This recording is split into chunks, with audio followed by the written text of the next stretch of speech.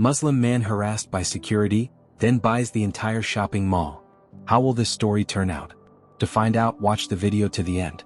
But first, please subscribe to my channel and turn on notifications to get more stories like this. The midday sun cast long shadows across the crowded shopping mall as Omar walked through its wide corridors, hands tucked behind his back, admiring the architecture. It was his first time visiting this particular complex, a sprawling commercial hub known for its high-end stores and bustling foot traffic.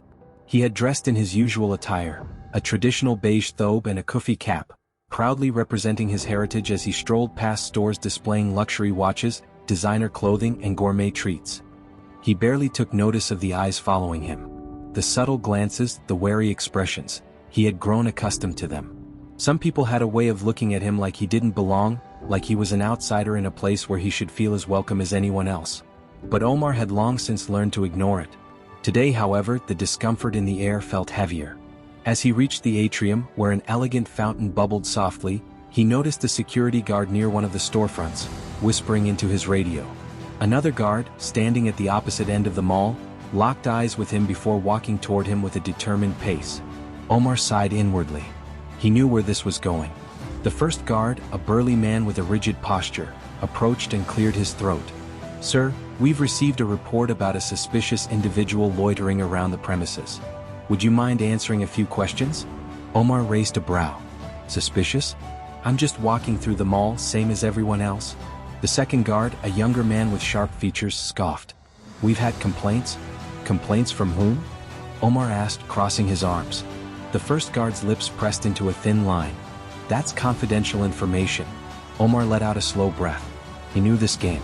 He had played it too many times before. "So, let me get this straight," he said calmly. "I'm being stopped, questioned, and accused of being suspicious, without any actual reason?" The second guard stepped forward, his hand resting near the radio on his belt. "Sir, we need you to leave the premises." A small crowd had started to gather nearby, murmurs spreading like wildfire. Omar remained calm, though he could feel the anger simmering beneath his skin. "I have not committed any crime. I haven't even stepped into a store yet. Why am I being asked to leave?" "You're making other shoppers uncomfortable," the first guard said, his tone firm. Omar chuckled dryly. "Uncomfortable? Because of my appearance? Because of my faith? That's what this is really about, isn't it?" The guards exchanged glances but said nothing. Omar took a step forward. "If I was wearing a suit and tie, you wouldn't have even looked at me twice. If I was someone else, someone who fit your idea of who belongs here, you wouldn't be harassing me." "That's enough," the younger guard snapped. "You either leave quietly or we'll have to escort you out." A woman nearby gasped. "This is discrimination," she said loudly. "He didn't do anything." Several other shoppers nodded, watching the scene unfold with discomfort.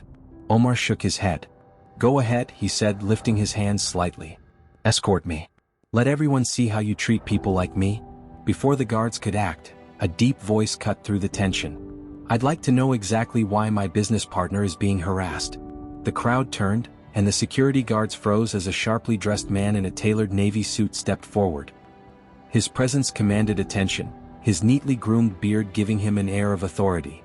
It was Amir Rahman, one of the most prominent real estate investors in the city. The younger guard's confidence faltered. Sir, we were just handling a report." Amir waved a hand dismissively. "I don't want excuses. I want an explanation." His eyes narrowed at the badges on their uniforms. "You work for this mall, correct?" The first guard nodded hesitantly. Amir turned to Omar, shaking his head. "I can't believe this nonsense is still happening." He sighed, then looked back at the guards. "Do you have any idea who you're dealing with?" The guards exchanged uneasy glances. Omar crossed his arms. "Tell them, Amir." Amir smirked. "You see, gentlemen, this man you're trying to escort out? He doesn't just belong here. He owns the place." A hush fell over the crowd. The first guard blinked. What do you mean?" Omar adjusted his sleeves and took a step forward. "I recently finalized negotiations to purchase this shopping mall.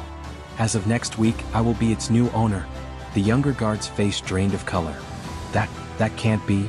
Amir pulled out his phone, tapping a few buttons before holding up the screen. "Here. The contract was signed 2 days ago. The announcement hasn't gone public yet, but I'm sure we can arrange for these two gentlemen to be the first to know." The reality of the situation hit the guards like a freight train. The smug confidence they had carried moments ago evaporated, replaced by sheer panic. The first guard stammered, "Sir, we didn't know." Omar held up a hand. "No, you didn't care to know. You saw a man who looked different from the usual shoppers and assumed the worst." He tilted his head. "I could fire you right now. No paperwork, no discussions. Just like you tried to kick me out without reason." The younger guard gulped. "Please, sir, it was a mistake." Omar studied them for a long moment, then turned to Amir. "What do you think? Should we let them go?" Amir shrugged. "Your call?" The crowd watched in suspense. Omar let the silence hang before finally speaking. "No, I won't fire you." The guards exhaled in relief. "But," he continued, "I am implementing mandatory diversity and sensitivity training for all mall employees. And if either of you, or anyone else, harasses another person like this again, you'll be out." Immediately, the guards nodded rapidly. "Yes, sir." "Understood." Omar turned away, looking at the people still watching. "This is what we deal with," he said, addressing the crowd. "Every day. But today it stops." The murmurs turned into quiet applause, a few people nodding in agreement. Omar took a deep breath. He had the power to create change, and he wasn't going to waste it. Amir clapped him on the shoulder. "I think you made your point." Omar smirked. "Yeah, I think I did." He walked away, head held high, knowing that this was only the beginning. The following days brought a whirlwind of changes to the shopping mall. Omar wasted no time in making it clear that this would no longer be a place where discrimination was tolerated. His first order of business was to meet with the mall's executive team, most of whom had never imagined they would answer to a man like him. Some were surprised, some wary, and others were visibly uncomfortable. But Omar didn't care. He wasn't here to win their approval, he was here to fix what was broken. Sitting at the head of the conference table, he observed their expressions as he introduced himself formally. "Let me be clear," he began, his voice firm but even. "I have no intention of running this mall the way it has been run in the past. I believe in a space where all customers feel welcome, where no one is made to feel like they don't belong because of the way they look, dress, or worship." A few of the executives shifted in their seats. One of them, a woman named Janet, cleared her throat. "Mr. Rahman, I understand your concerns, but the security policies we have in place are meant to ensure safety." "Safety?" Omar interrupted, leaning forward. "Or profiling? Because from what I've gathered, there have been numerous incidents of racial discrimination by security and staff members, but very few actual security threats." Janet pursed her lips but didn't argue. A man from the finance department spoke up. "What exactly are you proposing?" Omar exhaled. "A complete overhaul of this mall's policies, including mandatory anti-discrimination training for all employees, a new leadership structure that includes diversity officers, and an internal reporting system for complaints that won't just be ignored." He tapped the table for emphasis. "And let me be crystal clear. If anyone on my staff is caught profiling, harassing, or discriminating against any guest, they will be fired immediately.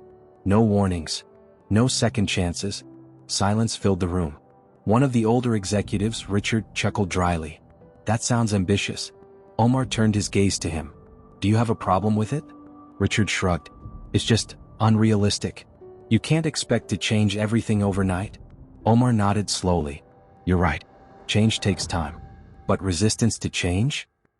He let his words linger before adding, "That's usually a sign of the problem." Richard shifted in his chair. Janet spoke up again, more cautiously this time. "You're shaking things up a lot, Mr. Rahman. People don't always respond well to drastic changes." Omar leaned back in his chair, crossing his arms. "That's fine. Those who can't handle progress are free to leave." The room fell silent again. Finally, Amir, who had been sitting beside him, smirked. "Well, this is going to be fun." Over the next few weeks, Omar's changes took effect. He met with store owners, spoke with employees, and most importantly, made himself visible.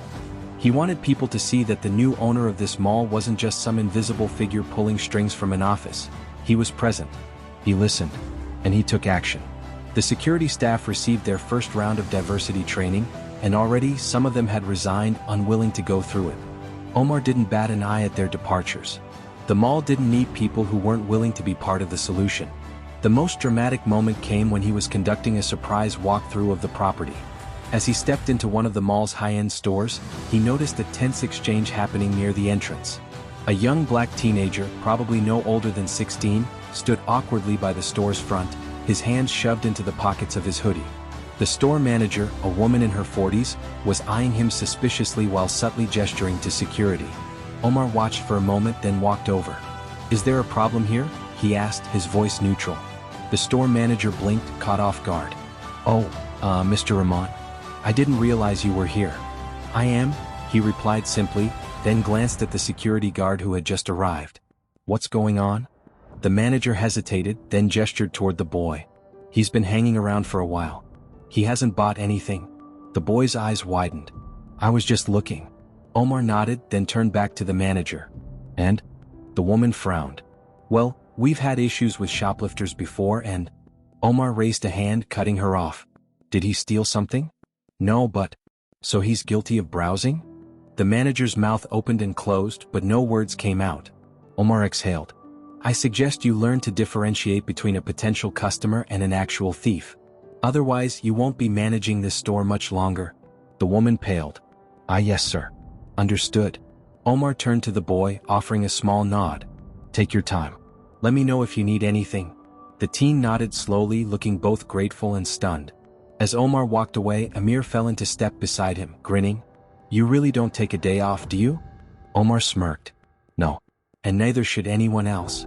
Change was happening whether people liked it or not. Word spread quickly through the mall about the new owner and his bold approach to change. Employees whispered in break rooms about the man who had fired 3 security guards in a week, ensuring no one was unjustly harassed again. Some admired him, others resented the disruption. But one thing was clear: Omar was not here to be ignored. One afternoon he decided to walk through the food court, one of the busiest areas in the mall. He liked to observe, to see for himself how his policies were being implemented. The sounds of laughter, casual conversation, and clinking trays filled the air as families, teenagers, and professionals enjoyed their meals. But as he moved past a popular cafe, something caught his attention. A hijabi woman stood near the counter, her shoulders tense, her hands clutching a receipt. Across from her, the cashier, a young man with a dismissive smirk, tapped his fingers against the counter impatiently. "I'm sorry, ma'am," the cashier said, his voice dripping with condescension. "We can't serve you if you refuse to remove your headscarf. It's store policy." Omar stopped in his tracks. The woman looked around as if hoping someone else would step in. "That can't be right," she said, voice trembling. "I've ordered here before and no one's ever told me that." The cashier shrugged. "Well, I'm telling you now. Either take it off or you need to leave." Omar's jaw clenched. He stepped forward. "Excuse me," he said, his voice calm but firm. The cashier turned, barely glancing at him. "Yeah. What do you want?" "I'd like to know why you think it's appropriate to refuse service to a paying customer." The young man finally looked up, then scoffed. "Sir, this is none of your business." Omar chuckled, shaking his head. "That's where you're wrong." The woman turned to him, recognition dawning in her eyes. "You're—" "Yes," Omar confirmed before refocusing on the cashier. "What's your name?" The young man hesitated. "Oh, Eric." "Well, Eric," Omar said, his voice unwavering, "I'm the owner of this mall, and I can assure you that no such policy exists." The color drained from Eric's face. I was just following what I thought was." Omar tilted his head. "What you thought was what? Acceptable discrimination? Tell me, did you ask the women without headscarves to remove anything?" Eric opened his mouth, then closed it. "Exactly," Omar said. "Now, I suggest you apologize to this woman, refund her order, and leave the counter." "You're fired." Gasps rippled through the food court. Eric's hands trembled. You can't be serious." "Oh, I'm very serious," Omar replied. "Pack up your things. Security will escort you out." The woman looked at Omar, tears in her eyes. "Thank you," she whispered. Omar offered her a reassuring smile. No one should have to deal with this. Ever. By the time Eric was escorted away, the cafe's manager had rushed out, apologizing profusely and promising to retrain his entire staff. Omar simply nodded. "Make sure it never happens again," he said before walking away. As he left, Amir met him near the escalators, arms crossed. "You know," he said, grinning, "you might just turn this place into something decent." Ethan exhaled as the door clicked shut behind Karen. He leaned back in his chair, rubbing his temples. This was only the beginning. If she truly intended to change, it wouldn't happen overnight. He would have to monitor her progress, ensure she wasn't just saying what he wanted to hear. He had seen it too many times before: performative apologies, empty promises of self-improvement. The real question was, when given the chance, would Karen actually show she had learned from her mistakes? Only time would tell. Ethan glanced at his inbox. His first company-wide email was already drafted. A simple introduction to let employees know that he was stepping in as director of operations. But he wasn't going to stop at just an email. He needed to make his presence known. Later that afternoon, Ethan walked the floor, stopping by different teams to observe their work, introduce himself, and get a feel for the environment.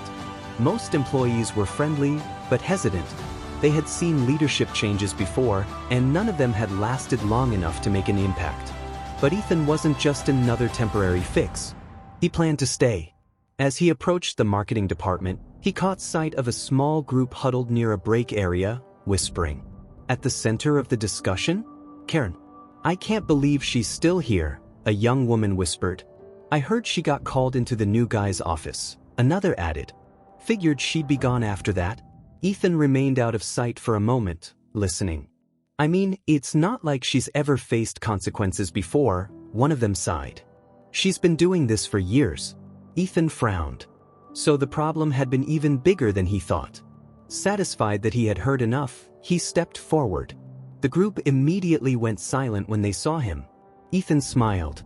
Don't stop on my account. They exchanged nervous glances before one of them, a woman with a name tag that read Sophia, spoke up. Sorry, sir, we were just... She hesitated. Ethan held up a hand. No need to apologize. I want to know what's on your mind. They shifted uncomfortably. No one wanted to be the first to speak. Finally, Sophia took a breath. It's just, we've seen people file complaints against Karen before, and nothing's ever changed. Ethan nodded slowly. That was under previous leadership. The group exchanged skeptical looks. Ethan continued. I won't let that happen again. Sophia studied him, trying to gauge if he was serious. Finally, she said, I hope so. Because people are tired of feeling like their voices don't matter. Ethan nodded. And they do. I promise you that. With that, he excused himself, making his way back toward his office. He had a lot of work to do. And he wasn't going to let this company down. Ethan returned to his office, closing the door behind him and taking a deep breath. He wasn't just here to fill a position, he was here to change a culture that had long been neglected. He could already feel the weight of expectations from the employees who had seen countless leaders come and go without making a difference. He knew that if he didn't act decisively, he'd be just another name on a long list of disappointments. He sat at his desk, pulling up the detailed reports from HR that outlined the patterns of complaints against Karen. It wasn't just isolated incidents, it was a pattern of exclusion, of dismissing people who didn't fit into her outdated worldview. And yet, for years, she had managed to stay in her position because no one had been willing to challenge her authority. Ethan wasn't going to let that continue. As he scanned through the documents, his phone buzzed. It was Denise from HR. We have a bit of a situation, she said the moment he answered. Karen just called me into her office. She wants to discuss her treatment and says she's feeling unfairly targeted. Ethan let out a slow breath. Of course she did. He had given her a choice, to change or leave, and instead of taking accountability, she was already trying to paint herself as a victim. Did she say anything specific? He asked. Denise hesitated. She's claiming that she was just following protocol and that you have a personal vendetta against her. Ethan scoffed. That was the last thing this was about. Tell her I'll speak with her at the end of the day, he said. For now, I want to focus on what actually matters, the employees who've been affected by her behavior. He hung up, rolling his shoulders as he prepared for the next part of his day. He had scheduled meetings with several department heads to get a clearer picture of the company's overall environment. As much as Karen was a problem, she was just one piece of a larger puzzle. If the previous leadership had allowed this kind of toxicity to fester, there were likely other issues that needed addressing. The first meeting was with the head of IT, a middle-aged man named Greg who had been with the company for over a decade. It's refreshing to see someone actually taking initiative, Greg said as they shook hands. Not gonna lie, when I heard we had another new director of operations, I figured you'd be gone in 6 months like the last two. Ethan gave a small smirk. I don't plan on going anywhere. Greg chuckled. Glad to hear it. But if you're serious about making changes, you're going to run into resistance. A lot of people here have gotten comfortable with how things are, even if they're not exactly ethical. Ethan nodded, leaning forward. Tell me what I need to know. Greg hesitated, then let out a sigh. It's not just Karen. She's bad, but she's not the only one. There's a whole network of people who've been looking out for each other, making sure certain voices don't get heard. It's how she's stayed here so long. The previous leadership didn't just ignore the complaints. They actively dismissed them to keep things running smoothly. Ethan's jaw tightened. He had suspected as much, but hearing it confirmed made his resolve even stronger. Can you give me names? He asked. Greg hesitated, then nodded. I'll send you a list. But be careful. These people don't like change, and they'll do whatever they can to keep their power. Ethan thanked him, his mind already racing with how to approach this new revelation. If Karen was part of a larger system of gatekeeping, simply removing her wouldn't be enough. He needed to dismantle the entire structure that allowed people like her to thrive while pushing others out. As the meeting ended, he checked his watch. There was still plenty of time before his scheduled conversation with Karen, but he wanted to be fully prepared when the moment came. He went back to his office, pulling up the emails Greg had just sent him.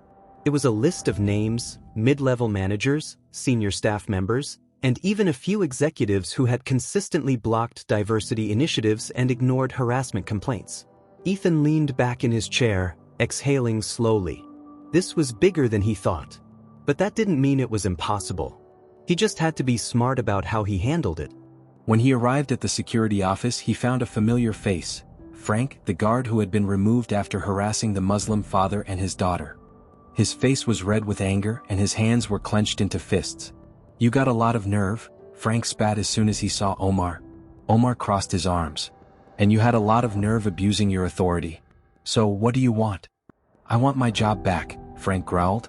I worked here for 10 years and you threw me out like trash. Omar raised an eyebrow. You threw yourself out when you chose to treat customers unfairly? Frank scoffed. You're ruining this place. You're letting people like them take over? Omar's expression darkened. People like them? He repeated.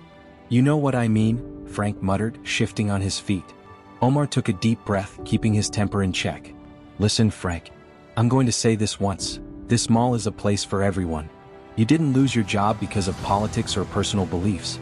You lost it because you failed to treat people with basic respect. Frank shook his head. This isn't over, he muttered before storming out. Omar exhaled slowly. Amir, who had been leaning against the doorway, smirked. You really know how to make enemies? Omar chuckled. As long as I'm making the right ones, I don't mind.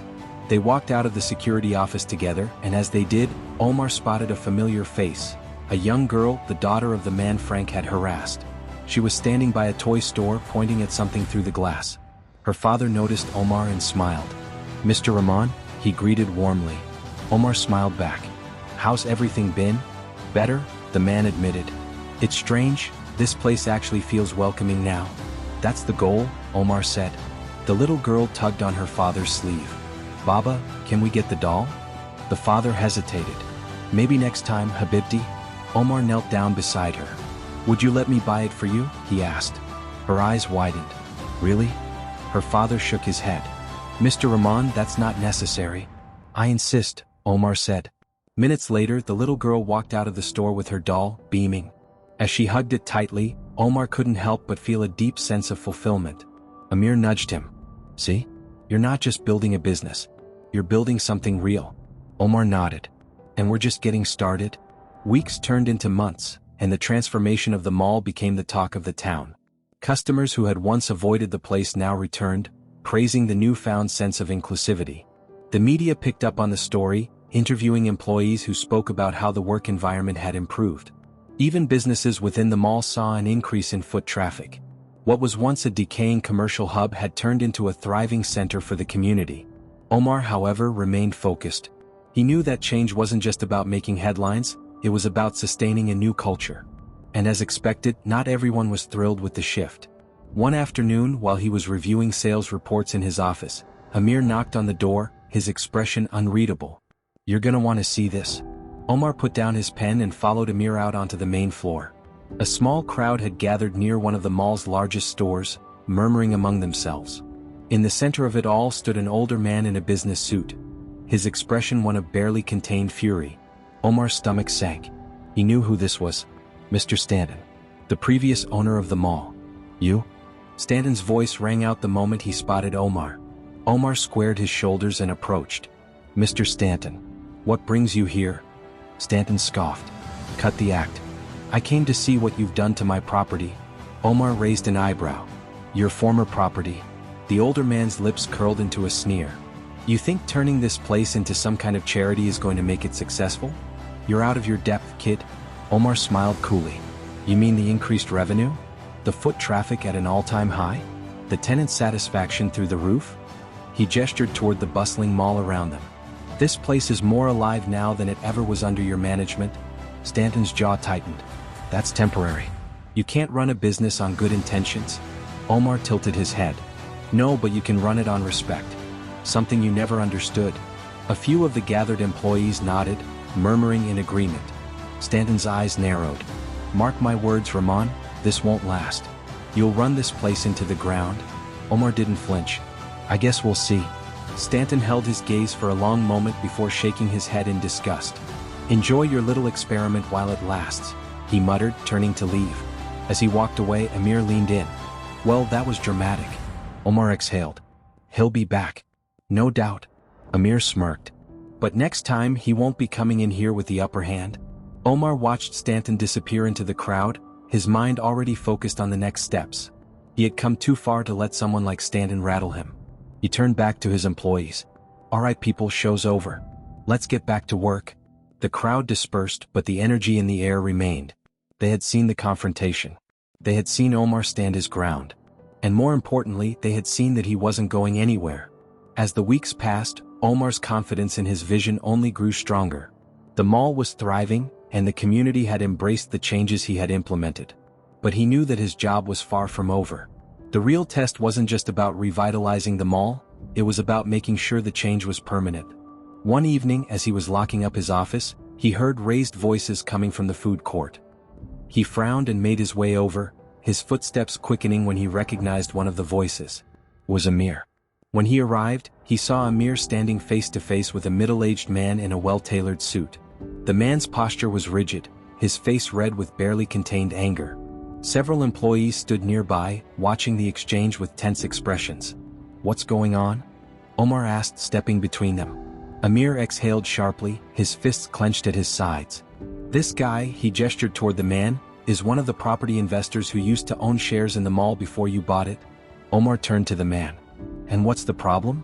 The man, whose name tag read Robert Hayes, sneered. The problem is that you've turned this place into a circus. It's embarrassing. Do you have any idea how much history this mall had before you came in and destroyed it? Omar crossed his arms. History? You mean the history of discrimination, harassment, and exclusion? Because that's the only history I remember. Hayes scoffed. You don't get it, do you? You think you're saving this place, but all you're doing is alienating people like me, people who actually built it. Omar took a deep breath, steadying himself. Mr. Hayes, I didn't buy this mall to cater to outdated mindsets. I bought it to make it a place where everyone is welcome. Everyone? Hayes sneered. Or just the people you approve of? Omar shook his head. You're looking for a fight, but I don't have time for it. If you don't like the direction this mall is going, you're free to take your business elsewhere. Hayes' face darkened. You think you're untouchable, don't you? I think I'm doing what's right, Omar replied evenly. And I sleep just fine at night. For a moment, Hayes looked like he might say more. But instead, he let out a frustrated huff and turned on his heel, storming out of the mall. Omar exhaled, feeling the tension leave his body. Amir clapped him on the shoulder. You handled that better than I would have. Omar smirked. That's because you don't have a filter. Amir laughed. True. The employees who had been watching murmured their approval before returning to their duties. Omar knew that moments like this were important. Every time he stood his ground, it reinforced the message that this wasn't just a temporary change, it was the new reality. And he wasn't backing down. A few weeks later, Omar was sitting in his office, reviewing the mall's latest revenue reports. Profits were up, customer retention had improved, and businesses were actually thriving instead of struggling to stay afloat. Every indicator pointed to the fact that the changes he had implemented were working. But then his phone rang. He glanced at the caller ID and sighed. It was one of his attorneys. He picked up. "This can't be good news if you're calling this late." The voice on the other end was calm but serious. "You were right to be cautious, Omar. We just received notice. Some of the former stakeholders are suing you." Omar leaned back in his chair, rubbing his temples. "On what grounds?" "They're claiming that your changes to the mall have resulted in a loss of revenue for certain tenants, and that your management has discriminated against traditional business practices." Omar nearly laughed at the absurdity of it. "They're saying that treating people fairly is discrimination?" "Essentially." Omar shook his head. "And who's behind it?" "Primarily Stanton and Hayes, but there are a few others backing them." Omar exhaled. He had expected pushback, but this was a new level of desperation. "What's our position?" he asked. "We're on solid ground," his attorney assured him. "There's no actual legal standing to their claim. But they're hoping the lawsuit will pressure you into making concessions?" Omar smirked. "That's not going to happen. I figured you'd say that. We'll draft a response and move to dismiss, but you should be aware, this is going to get media attention." "Let it," Omar said. "I have nothing to hide." After hanging up, he sat in silence for a moment, letting the weight of the situation settle over him. He knew that winning this battle wasn't just about the mall, it was about proving that inclusivity and fairness weren't just empty ideals. They were good business. A knock at the door pulled him from his thoughts. Amir stepped in, a cautious look on his face. "Bad news?" Omar sighed. "Stanton and his friends are suing." Amir let out a low whistle. "They really don't know when to quit." "No, they don't," Omar agreed. "But they're about to find out." A week later, the lawsuit was all over the news. The headlines varied. Some painted Omar as a progressive businessman fighting against outdated systems, while others framed him as a reckless investor destroying tradition. The media attention brought an influx of customers to the mall, with many people showing up specifically to support Omar's vision. As expected, the lawsuit didn't hold up in court. The judge dismissed the case almost immediately, citing the lack of legal basis. Stanton and Hayes left the courtroom fuming, while Omar walked out with his head held high. But he wasn't done yet. Later that evening, he held a press conference outside the mall. Reporters gathered, cameras flashing as he stepped up to the podium. "I know there have been a lot of questions about this lawsuit," he began, his voice steady. "So let me be clear, this mall is not going back to the way it was. The changes we've made are permanent, and we will continue to build a space that welcomes everyone." A reporter raised a hand. "Mr. Rahman, do you think this controversy will affect the mall's long-term success?" Omar smiled. "I think it already has. But not in the way they intended." He gestured behind him, where a crowd of employees, customers, and community members had gathered in support. "This isn't just a business," he said. "It's a movement." The crowd erupted in applause. Amir, standing nearby, leaned in with a smirk. "You love making speeches, don't you?" Omar chuckled. "Only when they matter." As he looked out at the people who believed in his vision, he knew that the fight had been worth it. The mall wasn't just surviving, it was thriving. And as long as he had a say in it, it always would.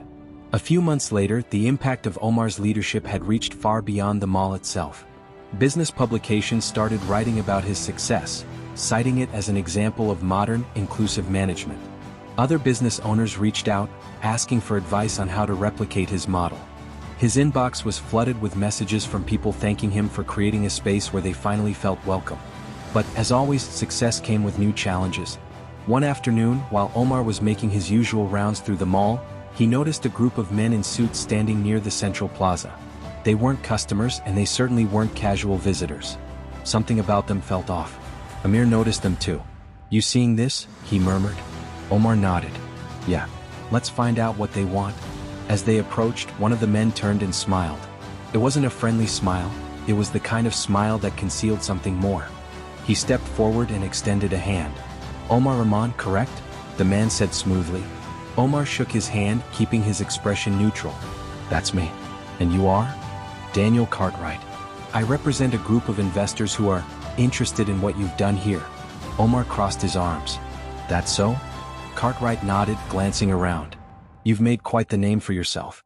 This mall, what you've built, it's impressive. But I imagine it hasn't been easy." Omar raised an eyebrow. "If you're here to offer me business advice, I'll save you the trouble." "I'm not interested." Cartwright chuckled. "Not at all. I'm here with a proposition." Omar glanced at Amir, who was already scowling. "Go on." Cartwright's tone remained casual, but there was something calculated about his words. My partners and I believe that with the right backing, you could expand. Turn this mall into a model for others. We're prepared to offer a very generous investment. Omar studied him carefully. And what do you want in return? Cartwright's smile didn't waver. A seat at the table. There it was. Omar had seen this play before. A group of investors swooping in, offering money, only to take control and get the vision from the inside. He shook his head. Not interested. Cartwright's smile faltered for the first time. You haven't even heard the numbers? I don't need to, Omar said firmly. I built this place from the ground up. I didn't do it for profit. I did it for the people who work here, for the people who shop here. And I won't risk losing that. Cartwright's eyes darkened. Think carefully, Mr. Rahman. Every business has a price. Maybe, Omar said. But this one isn't for sale. For a moment, Cartwright just stared at him. Then he nodded once, as if filing the conversation away for later. Well, he said, if you change your mind, you know where to find us. He turned and walked away, his associates following behind him. Amir let out a low whistle. They're not done. You know that, right? Omar sighed. I know. But neither am I. Over the next few weeks, Omar noticed strange things happening at the mall. A few businesses received surprise audits. Permits that had never been an issue before were suddenly under review. A health inspector showed up unannounced, combing through restaurants with an unusual level of scrutiny. It didn't take long to figure out that Cartwright and his people were behind it. They couldn't buy the mall outright, so they were trying to make life difficult instead. But Omar wasn't about to back down. One evening, he called a meeting with the business owners inside the mall. Restaurant owners, store managers, employees, they all gathered in the central plaza, eager to hear what he had to say. Omar stepped forward and addressed them. I know things have been tough lately, he began, and I know a lot of you have questions. So let me be clear, this is not a coincidence. There are people who want to take this mall away from us. They want to go back to the way things were. A murmur ran through the crowd. But I didn't come this far just to roll over, Omar continued. And neither should you. We're going to fight this. Together. A voice called out from the crowd. What can we do? Omar smiled. We're going to make noise. We're going to take this public. The next day, social media exploded. The hashtag #StandWithOmar started trending as people shared their experiences at the mall. Customers, employees, and business owners posted about how much the place had changed for the better. Local news picked up the story, then national outlets followed. Omar was invited onto talk shows, radio programs, and business panels to discuss what was happening. Cartwright and his associates hadn't expected this. They had tried to strong-arm him into selling. Instead, they had turned him into a symbol. And just like that, the pressure shifted. Local officials who had been looking the other way suddenly started asking questions about the unusual audits and inspections. City council members who had remained neutral were now publicly supporting Omar. Even former critics had to admit that what he was doing was working. The pressure was too much. A few days later, Omar received an email. Cartwright and his people were withdrawing all their complaints. They were backing off. Omar leaned back in his chair, exhaling. It wasn't over. But it was a victory. And for now, that was enough.